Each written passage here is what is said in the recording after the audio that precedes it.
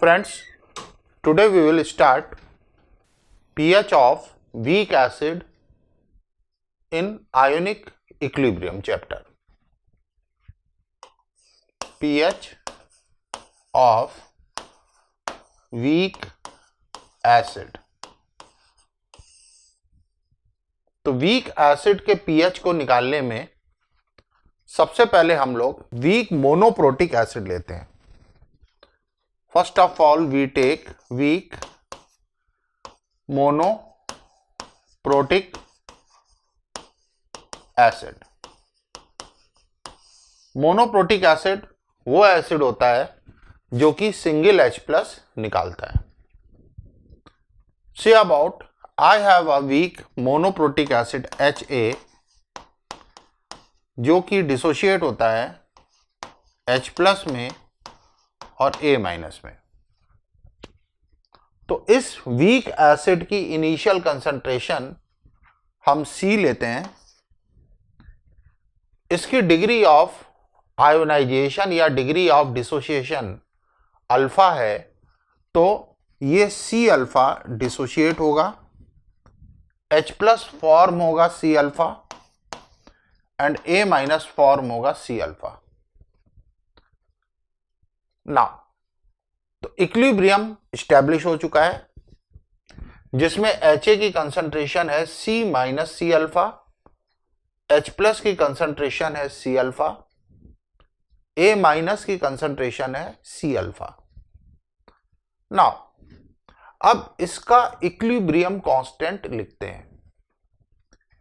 Acid के equilibrium constant को हम कहेंगे Ka, that equals to concentration of H plus into concentration of A minus upon concentration of HA.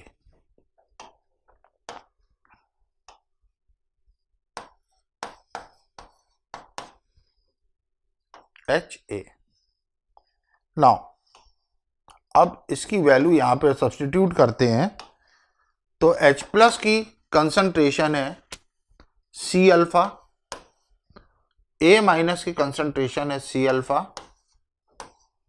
HA की concentration है C into 1 minus alpha. C से C cancel हो जाएगा, बचेगा C alpha square upon 1 minus alpha. तो Ka is equilibrium constant of the acid, C is initial concentration of weak acid, alpha is degree of ionization. Now, if alpha is very much lesser than 1, if alpha is very much lesser than 1, then what will happen? If alpha is very much lesser than 1, then 1 minus alpha will be approximately equal to 1. So ये values यहां पर substitute करते हैं तो K will be equal to C alpha square and alpha will equal to under root Ka upon C. Alpha will be equal to under root Ka upon C. So we can see that alpha is inversely proportional to square root C. Alpha is inversely proportional to square root C. मतलब अगर concentration बढ़ती है तो alpha कम होगा. Concentration अगर increase होती है तो अल्फा यानी कि डिग्री ऑफ डिसोसिएशन कम होगा, और अगर कंसंट्रेशन डिक्रीज होती है तो अल्फा यानी कि डिग्री ऑफ डिसोसिएशन बढ़ेगा.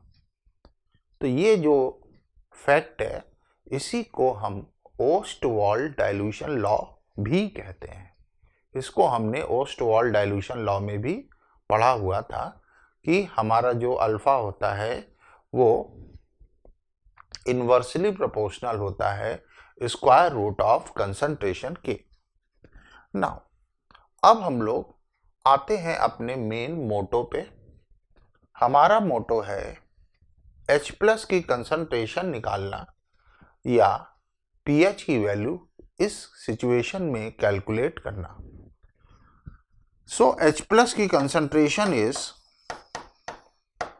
C into alpha. C into alpha की वैल्यू डालते हैं square root K upon C, so it will be equal to square root KC into Ka is concentration of H+ ion in this case. अब अगर हम left side और right side का minus log लेते हैं तो हमारा pH भी आ जाएगा। तो pH is minus log H+ that equals to minus log under root C into Ka equal to 1/2 pKa minus log C, जहां पर pKa is minus log Ka and C is initial concentration of weak monoprotic acid. Monoprotic acid मतलब वो acid जो single H+ को निकाल सकता है। Now इसके ऊपर एक स्पेसिमेन क्वेश्चन करते हैं। Calculate alpha and concentration of H+, alpha concentration of H+ and pH of 0.1 molar acetic acid solution जिसका Ka गिवन है 10⁻⁻⁵। तो ये एक एसिटिक एसिड नाम का एक वीक एसिड हमको गिवन है जिसकी कंसंट्रेशन है 0.1 मोलर। इसका Ka जो है वो 10⁻⁻⁵ है।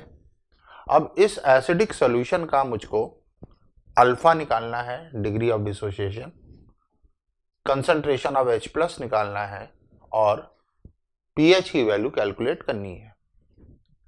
तो फ्रेंड्स, सबसे पहले ओस्टवाल्ड डाइल्यूशन लॉ को ध्यान से देखेंगे और अल्फा का ये फार्मूला हमने डिराइव किया हुआ है। Alpha is √K upon C। K की वैल्यू हमको गिवन है, C की वैल्यू हमको गिवन है। तो ये वैल्यू हम लोग यहां पर सब्स्टिट्यूट करते हैं। तो alpha is √K upon C, तो it will be square root 10⁻⁻⁴ और equal to 10⁻⁻²। This is value of degree of dissociation और degree of ionisation of acetic acid. अब अगली चीज है, हमको H+ की कंसंट्रेशन कैलकुलेट करनी है। तो कंसंट्रेशन ऑफ H+ का फार्मूला था, that was C into alpha. C की वैल्यू कंसंट्रेशन हमें गिवन है और अल्फा की वैल्यू भी हमको गिवन है। तो कंसंट्रेशन थी 0.1 और अल्फा की वैल्यू है 10⁻⁻²। तो 0.1 इंटू 10⁻⁻², दैट विल बी 10⁻⁻3। तो H+ की कंसंट्रेशन आ जाएगी 10⁻⁻3। ना तीसरा ऑब्जेक्टिव है, इस केस में, इस सिचुएशन में मुझको pH की वैल्यू कैलकुलेट करनी है। So pH is minus log concentration of H plus, which is 10 to the power minus 3. So it will be 3. So pH की वैल्यू इस केस में आ जाएगी 3. अब ये रहा एक ऐसा केस जिसमें वीक एसिड एक अच्छी खासी कंसंट्रेशन में हमको गिवन है. हमारे पास अगर ऐसी सिचुएशन होती कि वीक एसिड बहुत ज्यादा डाइल्यूट कंडीशन में होता, तो हम क्वेश्चन को कैसे हैंडल करते. ध्यान से देखिएगा. सेम एसिड लेते हैं. क्वेश्चन है calculate pH of 10 to the power minus 6 molar acetic acid solution जिसका कि Ka गिवन है 10 to the power minus 5. अब एक वीक एसिड एसिटिक एसिड जिसकी की कंसंट्रेशन है 10 to the power minus 6 mole per litre, इसका Ka है 10 to power minus 5, इसका pH निकालना है. तो गौर से देखिएगा. अगर हम कॉन्सेप्चुअल वे से जाएं तो ही इसका आंसर हम सही निकाल सकते हैं, और अगर हम फॉर्मूला से जाते हैं कि अंडर रूट सी इंटू के करके H प्लस की कंसंट्रेशन निकालते हैं, तो H प्लस की कंसंट्रेशन आप देखेंगे बहुत ही अजीब सी आने वाली है. अंडर रूट सी इंटू के का फॉर्मूला लगाएंगे, सी की वैल्यू 10 टू पावर माइनस 6 और के की वैल्यू 10 टू पावर माइनस 5, तो ये हो जाएगा under root 10 to power minus 11, यानी 10 टू द पावर माइनस 5.5. ये वैल्यू इतनी अजीब सी इसलिए है क्योंकि हमें जो इस फॉर्मूले से H प्लस मिल रहे हैं उसकी कंसंट्रेशन एसिटिक एसिड से भी ज्यादा है, जो कि संभव नहीं हो सकता. आप खुद सोचिए, एसिड हमारा H प्लस निकाल रहा है, पानी भी H प्लस निकालता है. पानी तो बहुत थोड़ा H प्लस निकालता है, 10 टू पावर माइनस 7 की रेंज में, उससे ज्यादा तो हिम्मत भी नहीं करता पानी H प्लस निकालने की.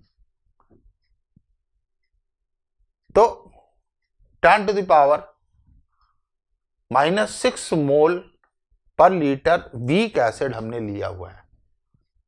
तो अगर वो पूरा का पूरा डिसोशिएट भी हो जाएगा तो वो H प्लस देगा 10 to the power minus 6 mole per litre. How can it is possible कि वो इससे भी ज्यादा H प्लस अर्थात 10 to the power minus 5.5 mole per litre H plus के दे सके? क्या इसकी कुछ संभावना होने वाली है? नहीं होने वाली है, पॉसिबिलिटी नहीं होने वाली है. तो H प्लस की concentration 10 to the power minus 6 mole per litre से ज्यादा नहीं हो सकती. मतलब यहां पर ये गलत कर रहे हैं. रीजन इसका देखते हैं क्यों गलत कर रहे हैं. अब इसका रीजन ये है कि यहां पर हमने इस फॉर्मूले को निकालते समय अंडर रूट सी इंटू के को निकालते समय अल्फा को 1 के कंपैरेटिवली बहुत छोटा माना था. अल्फा को हमने 1 के कंपैरेटिवली बहुत छोटा माना था. अब उसी फॉर्मूले से अगर अल्फा को निकालते हैं तो alpha will be under root K upon C. K की वैल्यू है 10 टू पावर माइनस 5 और सी की वैल्यू है 10 टू पावर माइनस 6. सॉल्व करेंगे तो आ जाएगा under root 10. Under root 10 is 3.14. Alpha की वैल्यू 1 से ज्यादा आ रही है इस फॉर्मूले से, जो कि संभव ही नहीं हो सकता. कोई चीज 100% से ज्यादा कैसे टूट सकती है? कोई भी चीज 100% से ज्यादा नहीं टूट सकती है. 100% से तो कम ही टूटेगी ना कोई चीज. तो इसका मतलब है यहां पे एक बिग प्रॉब्लम है, हमने इस चीज को सही से समझा नहीं है. तो अब इसको करने के दो तरीके हैं। पहला तरीका कि हम इक्वेशन लिखेंगे k equal to C alpha square 1 minus alpha. k की वैल्यू है 10 टू पावर माइनस 5, c की वैल्यू है 10 टू पावर माइनस 6,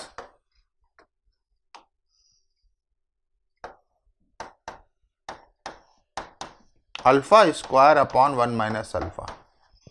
इस क्वाड्रेटिक इक्वेशन को हम सॉल्व करेंगे।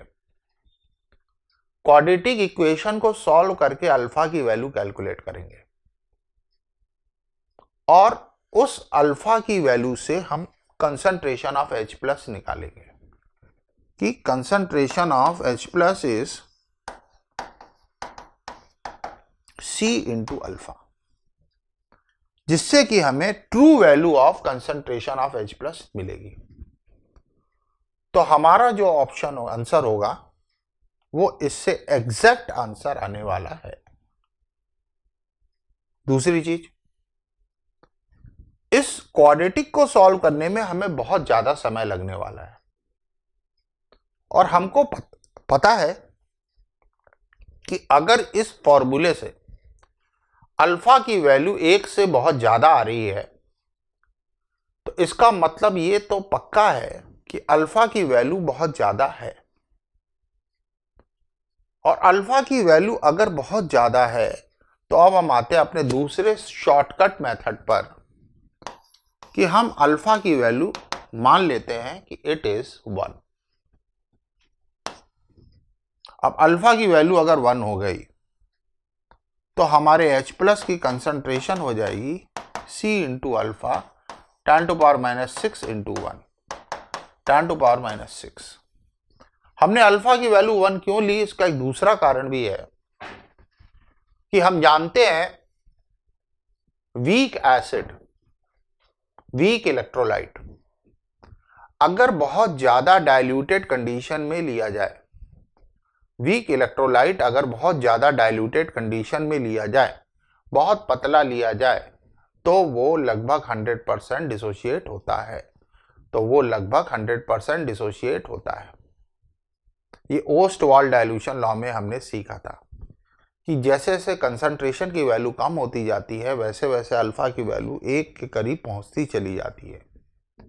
तो अल्फा हमारा 1 के क्लोज होगा, तो 1 के क्लोज होगा या 1 होगा तो मोर और लेस एक ही बात है। तो H प्लस की कंसंट्रेशन आ रही है friends 10 to the power minus 6। अब हम लोग इसकी वैल्यू रखते हैं और pH निकालते हैं। So pH will be minus log 10 to power minus 6 that equals to 6।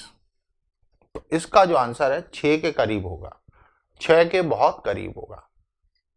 तो जो ऑप्शन हमें 6 के करीब मिलेगा उसमें हम टिक मार देंगे। तो this is how we can solve such type of question. अगला केस, अगली चीज ये याद रखेंगे कि वीक एसिड में जिसका Ka ज्यादा है, more is Ka, stronger is acid.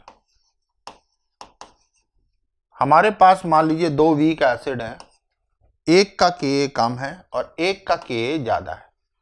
तो जिसका Ka ज्यादा होगा वो एसिड स्ट्रॉन्ग होगा दूसरे वीक एसिड के कंपैरेटिवली। और अगली चीज, आइसोहाइड्रिक सॉल्यूशन। आइसोहाइड्रिक सॉल्यूशन का मतलब है आइसोहाइड्रिक सॉल्यूशन का मतलब है solutions having same concentration of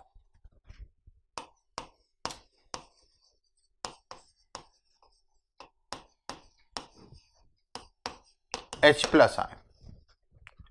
Jin solution की में H प्लस आयन की सेम कंसंट्रेशन होती है उन सॉल्यूशंस को हम आइसोहाइड्रिक सॉल्यूशन कहते हैं। तो मान लीजिए अगर दो सॉल्यूशन दिए गए हैं आइसोहाइड्रिक हैं, तो हम ये कह सकते हैं कि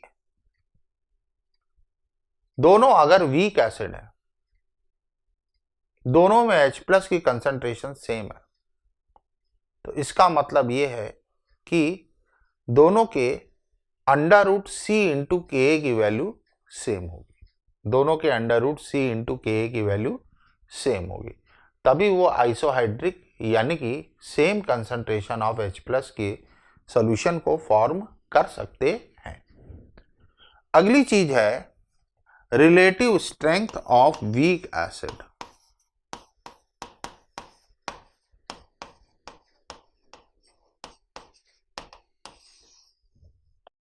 एसिड की रिलेटिव स्ट्रेंथ जो होती है वो उनके द्वारा निकाले गए H प्लस आयन की कंसंट्रेशन के रेशियो के बराबर होती है। उनके द्वारा निकाले गए H प्लस आयन की कंसंट्रेशन के रेशियो के बराबर होती है। That is H plus given by first acid divided by H plus given by second acid. और ये तब मानी जाती है जब दोनों एसिड्स की कंसंट्रेशन सेम हो, जब दोनों एसिड की कंसंट्रेशन सेम हो। जैसे पहले एसिड की कंसंट्रेशन C है और इक्विलिब्रियम कांस्टेंट Ka है, तो we can write for first acid H plus की concentration is under root C1 Ka1। दूसरे एसिड की में H प्लस की कंसंट्रेशन हो जाएगी under root C2 into K2। अब दोनों एसिड की ताकत नापनी है, तो ताकत नापने के लिए हमें कम से कम उनकी कंसंट्रेशन को तो इक्वल रखना ही पड़ेगा। जब तक दोनों की कंसंट्रेशन इक्वल नहीं होगी तब तक हम उनकी ताकत का अंदाज कैसे लगा सकते हैं। तो C1 इक्वल टू C2 की वैल्यू जैसे ही हम सब्स्टिट्यूट करते हैं तो ये आ जाता है under root K1 upon K2। तो पक्की बात है जिस एसिड का Ka ज्यादा है वो एसिड हमारा स्ट्रॉन्गर है, और जिस एसिड का Ka कम है वो एसिड हमारा वीक है। अब फ्रेंड्स आते हैं इसके प्रॉब्लम सेक्शन पे।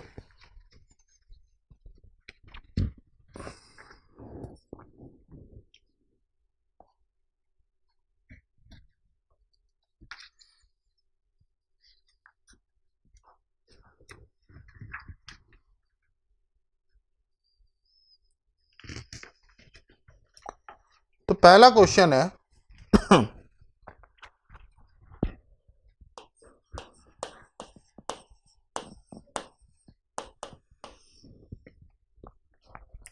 the dissociation constants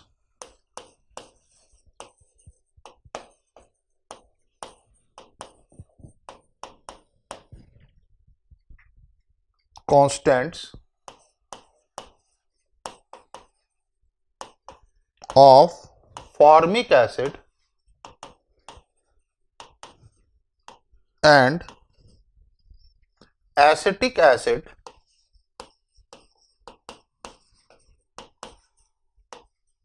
are 1.77 into 10 to power minus 4 and 1.77 into 10 to power minus 5.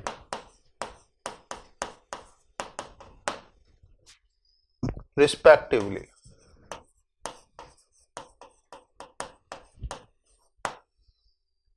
Calculate their relative strength.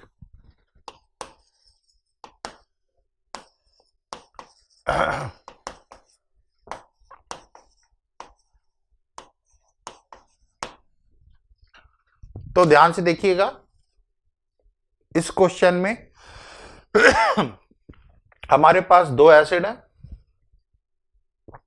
दोनों के डिसोसिएशन कांस्टेंट गिवन है और हमसे इनकी रिलेटिव स्ट्रेंथ पूछी जा रही है।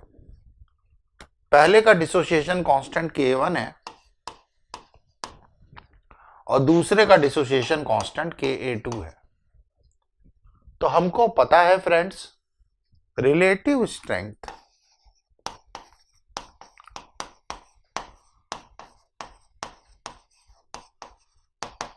Is under root K1 upon K2। Under root K1 upon K2 होती है, अभी अभी हमने पढ़ा था रिलेटिव स्ट्रेंथ का ये फॉर्मूला होता है। अब इसमें हम वैल्यूज डालते हैं। तो अंडर रूट K1 की वैल्यू है 1.77 इंटू 10⁻⁻⁴ और K2 की वैल्यू है 1.77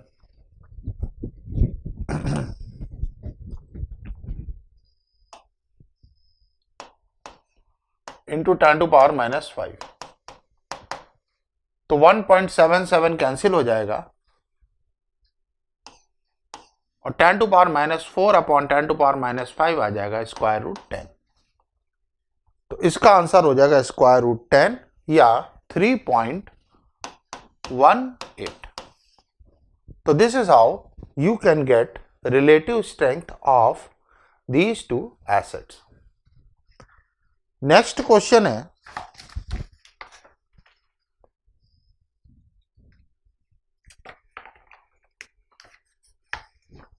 if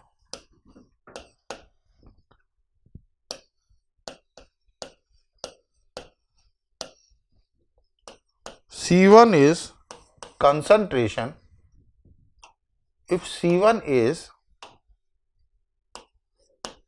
concentration of HCOH and C2 is concentration of CH3COH,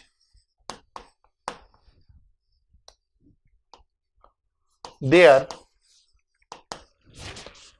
equilibrium constants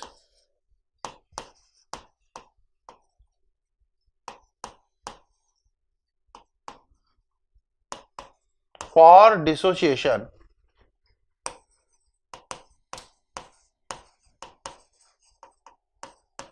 are K1 and K2 respectively,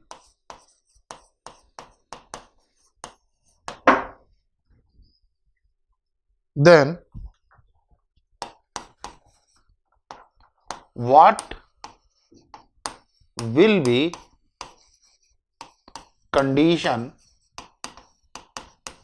so that they will form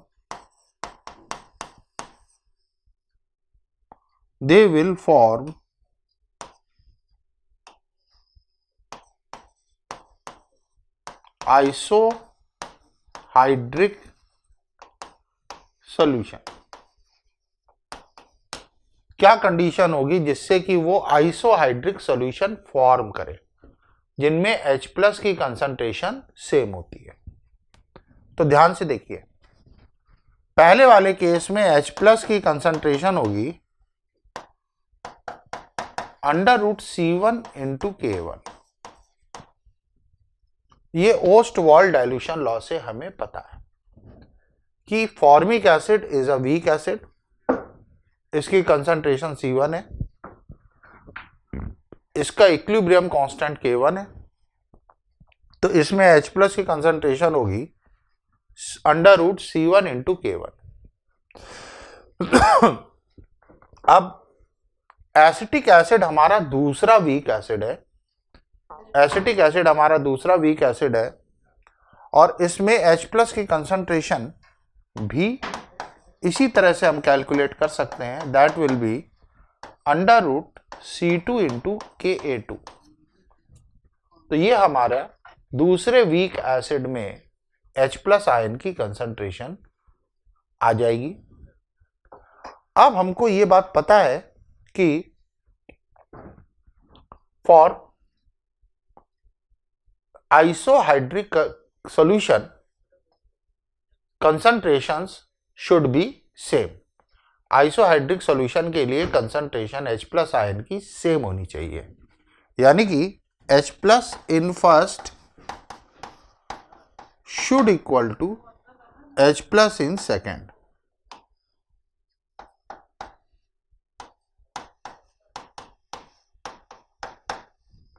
तो पहले का H plus under root C1 into K one, दूसरे का H plus है under root C2 into के2।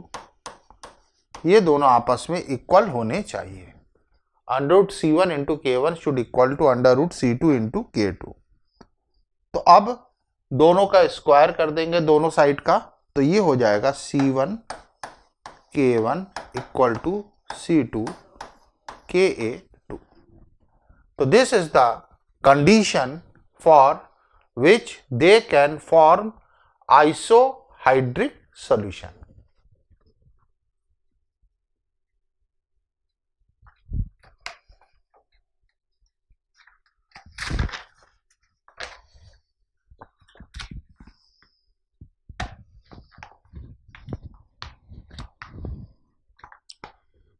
Next question है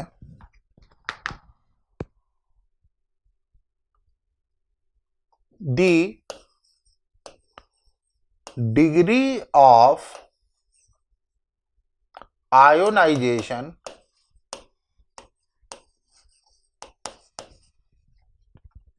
of the two monobasic acids of the two monobasic acids are in the ratio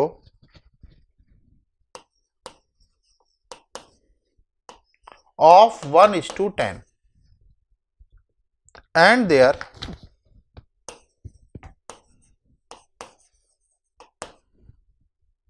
ionization constants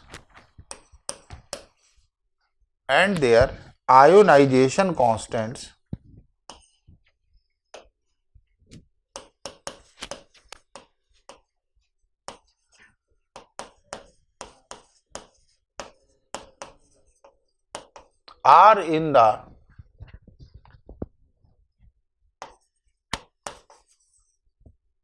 ratio of 1:50. What is ratio of their concentrations?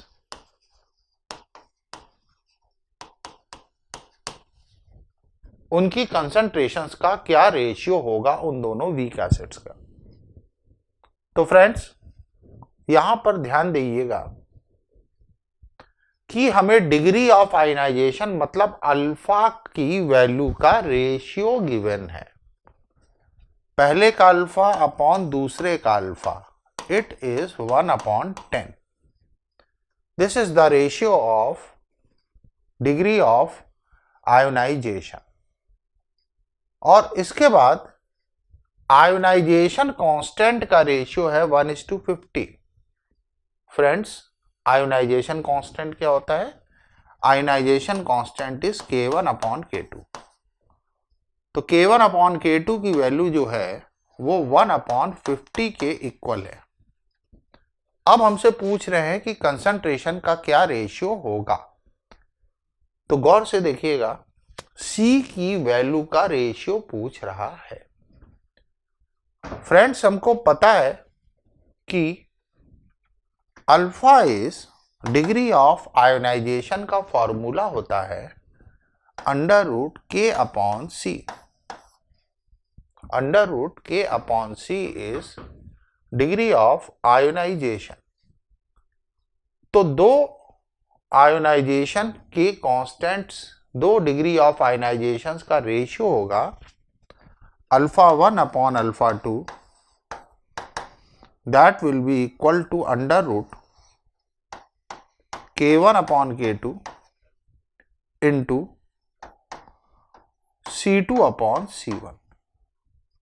अगर हम alpha 1 का expression ऐसे लिख दें, under root K1 C1, alpha 2 का expression लिख दें, under root K2 C2,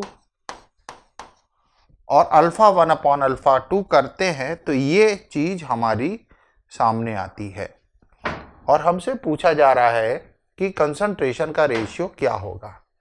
तो हम फ्रेंड्स यहां पर वैल्यू रखते हैं।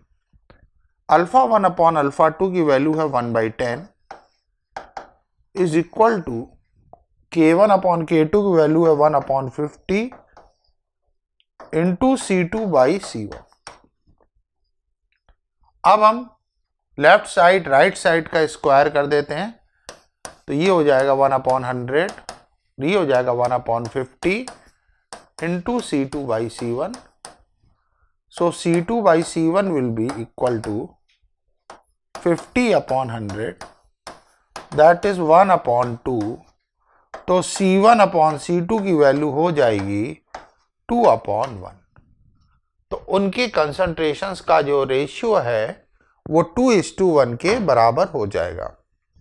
हमने अल्फा का फॉर्मूला लिखा ओस्टवाल्ड डाइल्यूशन लॉ के हिसाब से, under root K upon C, और फिर हमने दो अल्फा का रेशियो निकाला, अल्फा 1 अपॉन अल्फा 2, तो it is coming under root K1 upon K2 into C2 upon C1। So अब हमने वैल्यूज डाली अल्फा अपॉन अल्फा 2 की, दैट इज 1/10, और K1 अपॉन K2 की वैल्यू 1/50। तो अब उसके बाद हमने left hand side right hand side का स्क्वायर कर दिया। After that we get value of C1 and C2।